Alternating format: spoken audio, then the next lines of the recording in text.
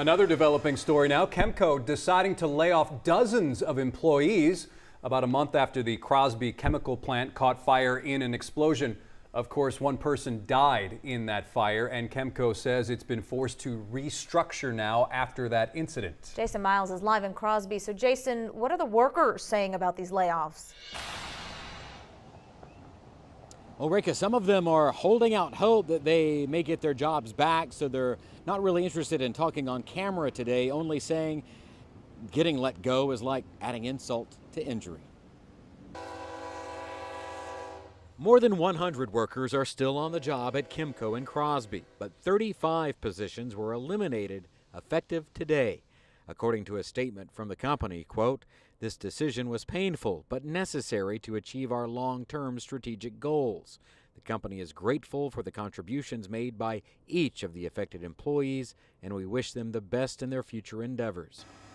The layoffs coming a month and a half after an explosion and fire killed one KMCO employee and hurt several others. The plume of smoke reminiscent of the ITC fire in Deer Park that occurred weeks before. Next thing you know is a huge explosion, and you just saw people walking out, running out the gate. Several workers spoke with us about the scary moments following the explosion and shared photos of first responders tending to the fire and those injured inside the facility. The company's president also addressed it. First, an apology for creating the situation, the worry, the angst. He promised that measures would be put into place to keep it from happening again, although a KHOU investigation revealed a history of violations, and regulators also determined the company had a high potential for harm. We take our commitment to the community and employees very seriously. Some of the employees laid off today say that commitment was broken as far as they're concerned.